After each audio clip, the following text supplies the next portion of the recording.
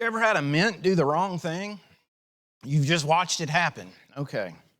Good morning, church. It is so good to see you this morning. It is an honor to be here on behalf of those of us here from Heritage who've been involved in filling in. It has been an honor and a privilege on our behalf, and so great to make some new friends. And so I'm thankful to be able to have spent some Sundays with you. You're a great church family.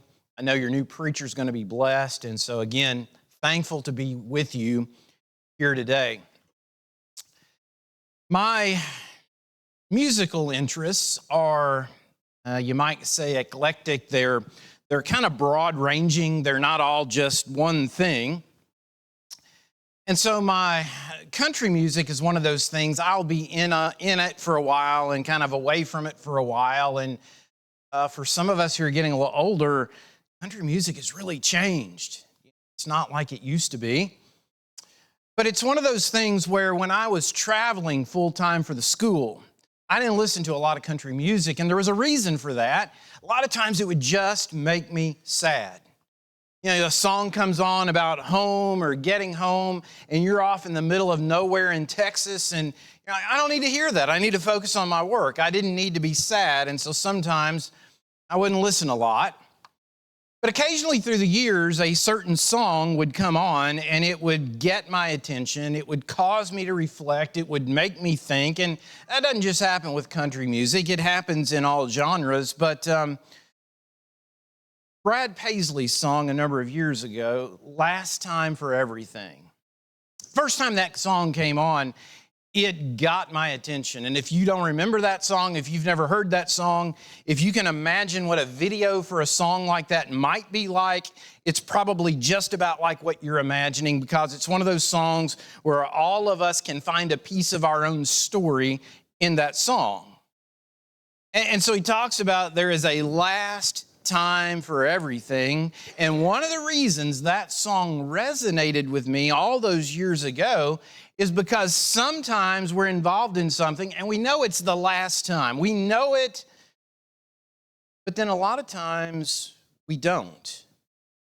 And I can't help but wonder if things might be completely different for us if we at least paused long enough as we're going through life to reflect on the idea that where I am now, what I'm doing now, it might well be the last time I'll have this opportunity.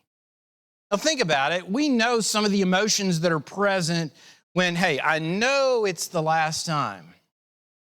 You think about going to school. Maybe your own school experience, or once you're a parent, you kind of live through some of the things your kids go through. And I remember, well, for me, coaches and band directors and music directors, they hold a bit of a special place, because other teachers, you might have that teacher one time. But if you're in a band or you're on a ball team or something like that, you are going to have a multi-year relationship with this significant person. And so that person becomes very significant to you. And so I remember at my son's high school band banquet, the last one when he was a senior, everybody's doing really good and everybody's having a great time. But then you know what they do at the end? They put that video up on the screen. And it shows all of those years and all those experiences. And before long, adults and kids alike, they're teared up. There's a sadness there, because this is the last time this group will be together as that band. Each August, some parents become empty nesters. And I'm going to say that's something you ought to celebrate. It'll be kind of sad in the moment, because, you know, you move that last kid out to school and it gets kind of sad, but then you kind of grow into it, and I think you'll like it. And unless they boomerang back on you, you know, your home life is never going to be quite like it was before. Some of you have been blessed to retire. And I don't know, I suspect there's maybe mixed emotions with that, maybe a celebration, but then maybe some sadness too, because these people you've been doing life with every day, you're not going to be doing life with them in the same way anymore. And then for those who are playing sports or in a band, the last time you put on that uniform to walk onto that field when you know it's the last time. no matter which side of the thing you were on yesterday with Alabama and Auburn, they were talking during the game about Broom, who plays for Auburn. He'd said, there's no way I'm going to lose on senior day. On this last day I'm playing in this venue. Well, he did lose. And that has to hurt, but he recognized the significance of the moment. So sometimes we know, but then there are sometimes we don't. The graphics on this slide are bad because I was trying to grab some screenshots that kind of captured what was going on. Monday Night Football 2017. Ryan Shazier, he makes a tackle. It looks very normal. His head might have been down just a little bit, but he immediately grabs his back. And in the moment he made that tackle, his life, his football life was over. His life, in one sense, was never going to be the same. Now, spring of 18, he did walk onto a stage with the help of his wife and announce a draft pick for Pittsburgh. But you could just tell by the way he was walking, he was never going to be on the football field again. And I use that example because as a guy who was then young, strong, a seemingly invincible linebacker in the NFL, I've got to believe that on that Monday night, as he's pulling on that uniform, it's probably not going through his mind that, hey, this might be the last time that I have the opportunity to live out this dream. See, we don't like last time thinking because it takes us very quickly to such a serious place. It's mentally taxing. It creates a weight, it creates a burden. But the truth is, and again, we don't like to think about these things, but somebody got out of bed for the last time this morning. And there's a daughter who's going to call her parents. It's Sunday, and we always talk on Sunday. And so there's a daughter who's going to call her parents, and she's going to talk with them for the last time today. Somebody's going to be getting up and doing what we've done, putting on clothes, getting ready, coming in to worship with a church family, and this will be the last day they worship God. Tomorrow, someone will kiss his wife on his way out the door, and it'll be the last time that happens. So you can tell it's very quiet in the room right now. The lyric rings true. There is seemingly a last time for everything. And maybe when I heard that song, one of the reasons that the song resonated with me so well is because in the moment I realized I don't do last time thinking the way I should. And maybe it's a challenge for you as well. But I do believe this. I firmly believe that if we would learn to better respect the last time possibility, I believe our lives would better reflect that we're attempting to live the way Jesus lived, and that our lives would be ones where we are better at concluding God in every aspect of our lives. There we go. I hit the wrong button. Guy Inwood said this. He said, dependence on God is the most fundamental premise of Christianity. And I believe he's right on track with that. And he made that statement in the context of discussing the familiar passage out of James 4 that has been read in a fine way in your hearing this morning. It's a passage where James is condemning the careless way some of his audience were sometimes attempting to approach life. They were, I'm going to do this and I'm going to do that. And he's like, God isn't in the middle of that, and that's a problem. So let's walk through this text and think a little bit about some of the things that James is sharing here and what they ought to mean for us. Again, from James chapter 4, notice verse 13.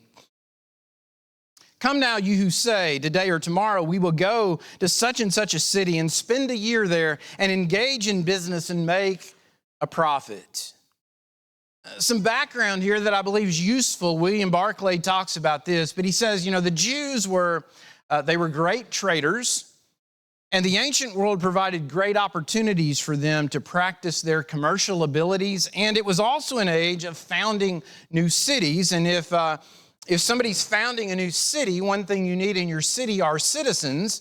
And so often the Jews were sought after to come to new cities because when the Jews came, that brought money and that brought trade. And so these Jews, it's painting a picture of the guy who he hears about something, or he looks at a map or whatever it is he does. He looks at a city and he says, I'll go there.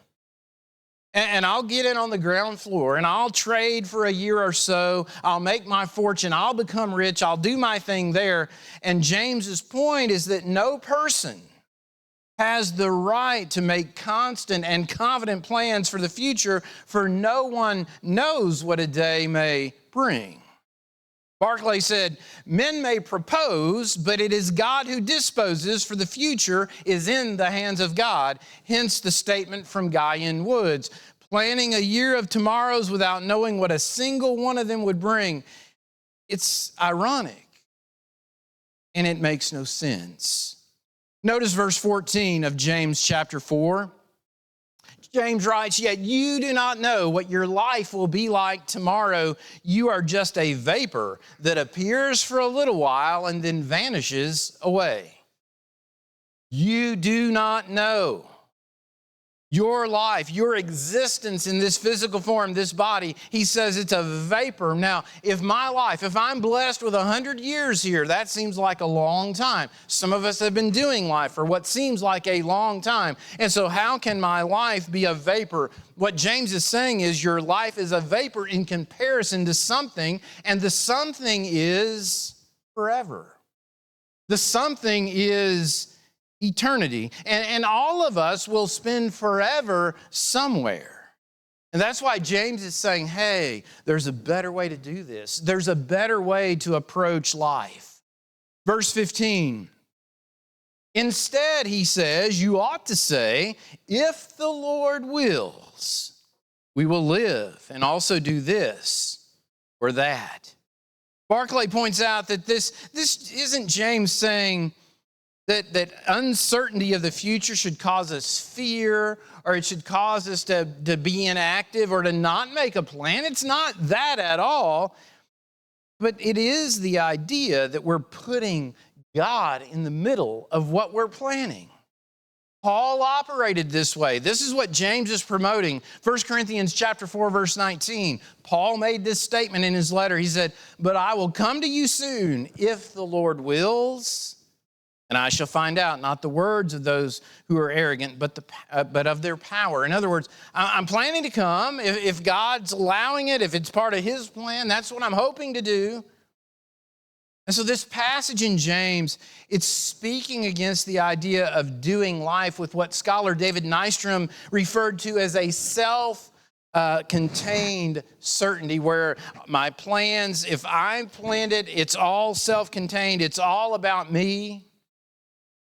Because the idea, and you know this, is that God's plan, God's timetable, it might just be different.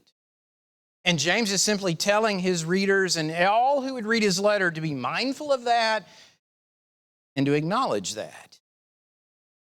You get to verse 16 and you start to see some more from what James is doing here. He says, but as it is, you boast in your arrogance, all such boasting is evil. One paraphrase says, otherwise you're boasting about your own pretentious plans. James says the way that some people live their lives, it's boastful and it's arrogant. You know any people who are, at least in your opinion, just straight up arrogant? Has anybody maybe ever referred to you as being arrogant? And in that moment, how did you feel about being called arrogant? Hopefully that's not happened. But you think about some of the attributes that might define a person that you would think of in your mind as being arrogant. And what James is saying, Philip, if you're planning your life and you've just made this plan and you've not put God in the middle of it, what you're doing is arrogant. Many of us would never regard ourselves in that way. But James is saying, hey, if you're planning without God in the middle, God sees it that way. Living like God isn't needed. The word translated here in James 4 as arrogant, it's the same word used in 1 John chapter 2, verse 16, when John discusses the worldliness where the lust of the flesh, the lust of the eyes, the boastful pride of life, all of that's being condemned. He says it's the same root word, and it's worth noting this text we're looking at this morning in James, this one that's very, very familiar. It's not the only place in Scripture where we're being admonished to remember that tomorrow isn't guaranteed. In other words, that this time might just be the last time. Think about Proverbs chapter 27, verse 1. Do not boast about tomorrow, for you do not know what a day may bring forth. And so the wise choice becomes, hey, I've got to place appropriate focus on today. You think about Psalm 39, verse 5. Behold, you have made my days as handbreadths, and my lifetime as nothing in your sight. Surely every man at his best is a mere breath. Remember the brevity of life. Our lives really aren't that long in the grand scheme of things. And so because of that, our lives must be planned in a way that's actually God-honoring. Remember Luke chapter 12. We're not going to go and read all of that, but Jesus shares a story, a parable, about a guy who was farming and he did very well, and he brings in this huge harvest and it's bountiful, and he goes to store it and he realizes he doesn't have enough room to store his harvest. And so his plan, as you well remember, is I'm going to tear down the barns that I have. I'm going to build bigger ones. And so in that moment then, once I get that done, I can put my feet up, I can relax, I can enjoy what I've accumulated. And he's boasting. And so then when you get to Luke chapter 12, verse 20, this is what you get as God steps in and makes a statement. But God said to him, you fool, this very night your soul is required of you, and now who will own what you've prepared?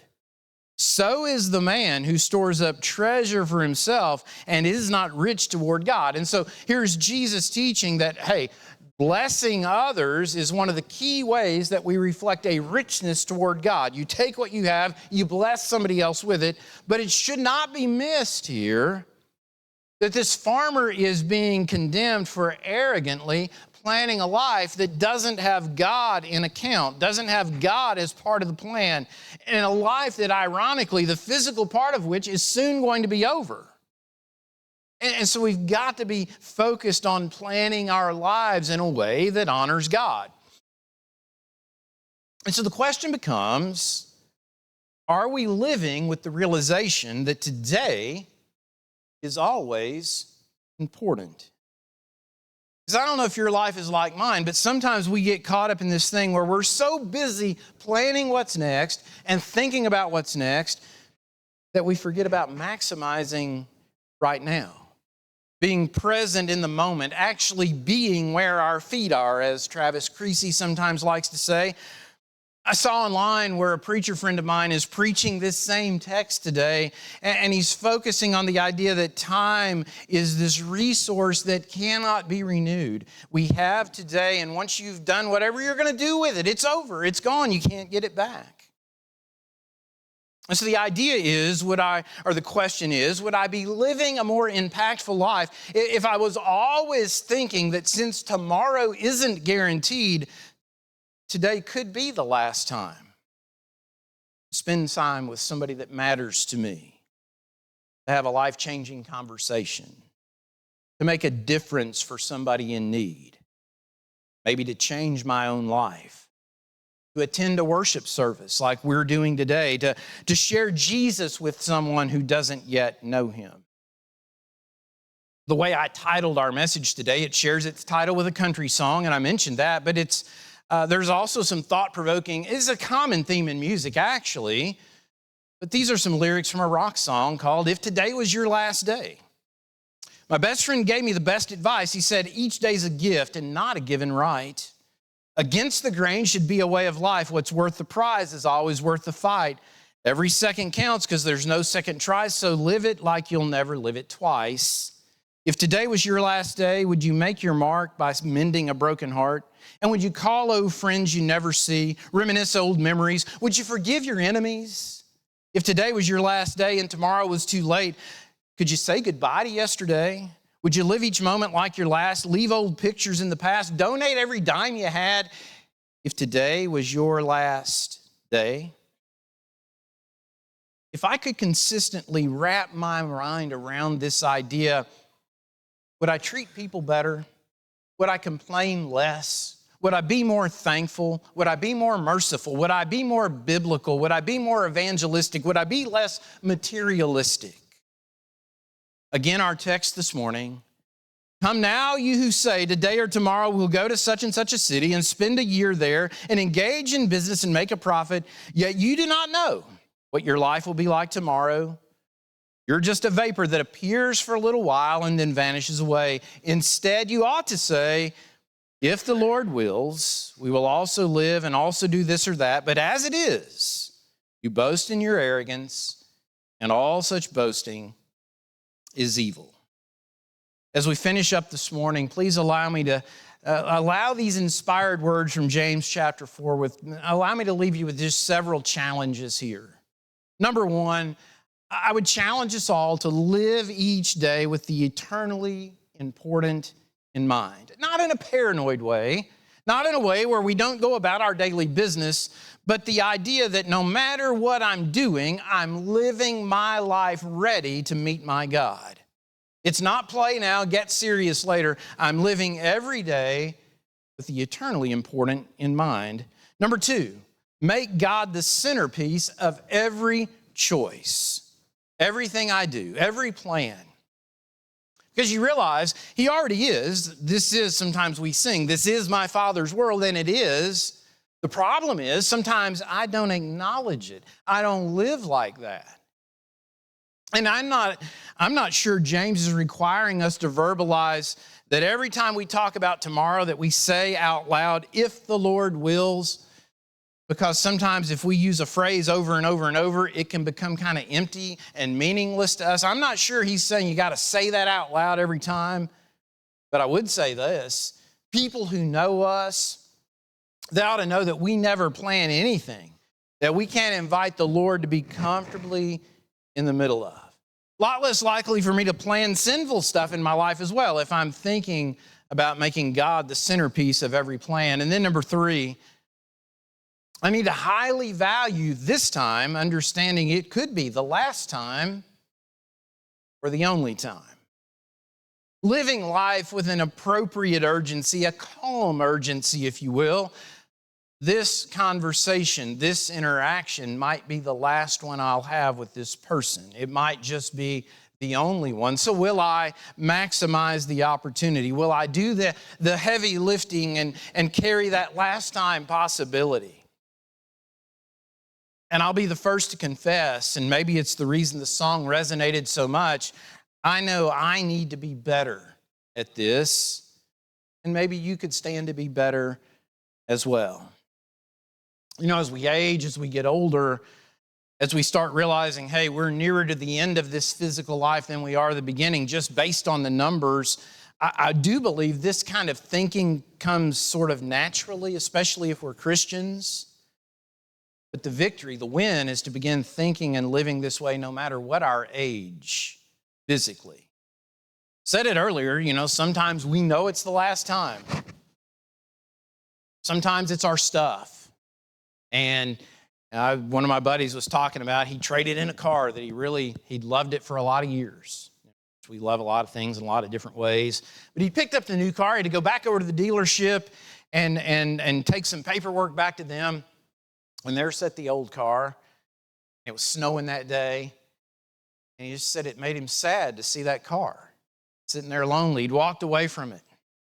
Maybe it's walking out of that house. You sold it. It's the one you raised your kids in. And, you know, it's got all those memories, but it's just way too big now. And you don't need all that space. And so you walk out of that house for the last time. It's stuff, but it still makes us emotional.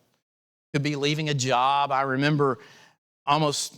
however many years it was, it's approaching 30 years ago, I left Atlanta, walked out of that 50-story building in downtown Atlanta for the last time, moving to Northwest Alabama, having no idea how much the direction of my life was going to change in that moment. But then it's life itself, or maybe I ought to say end of life. I remember the day I walked out of my grandmother's hospital room for the last time, knowing as I walked out of there, I wouldn't see her again on this side of eternity. And I know we all have those letting go stories that we live through. It's a part of living life. So again, sometimes we know it's the last time, but often we don't. And again, I don't suspect that God is requiring of us to say out loud, if the Lord wills, every time we talk about a plan, but that attitude of heart, it better be in place. Him at the center, being asked to bless everything, to be in the middle of everything that we plan to do, and through it all, we need to make the most of every interaction, every moment, because even sometimes, we may choose to live like we believe we're going to live forever. We know that's not the truth. The irony is that our brief time here is all about our time to prepare us. It is the opportunity to plan for our life forever. Some of you have probably seen Francis Chan's rope illustration. Again, it's a bad graphic, but I was trying to grab something that would show you a little bit about what he's doing. But if you can imagine him or somebody being on stage with a rope like that, and the rope stretching off the stage out the door to someplace unknown, and his point is the rope represents your forever, your life forever. And he said that little red part there at the front end of the rope, at the very top of the rope, he said that represents your physical life. The years we get here on this planet, it could be anywhere from 60, 70, 80, even maybe 100 years. And he makes this big point about how all this work and all this effort we put into the first 60, 70 years of our lives so that we can enjoy that 30 years that when we retire and we do all this and we do all that. And he said so many times we're thinking about just the red part when what life's really about is all of that stretches into eternity. And so Joey's going to lead us in the song that he's selected this morning. And my question for all of us as that song is led is simply this: where do you plan to spend forever? And have you been appropriately preparing for that destination today? If you've not obeyed the gospel, if you've not been immersed into Christ, my challenge to you today is to take advantage of today's opportunity, because you may not have another one. And it's not just preacher talk, it is just fact. But most of us have done that. Most of us are Christians, but sometimes life has a way of getting us distracted, and it has us thinking about all the physical, and we kind of leave God out of the mix. And maybe the response today is I go home and I'm thinking, I'm praying to God, and I'm talking to God about making sure that I don't neglect to have Him in the middle of every plan going forward. But maybe your change needs to be, hey, I need my church family. Pray with me and for me. If that's where you are today, if we can help you in any way, I hope you'll let it be known. Let's be standing as we sing.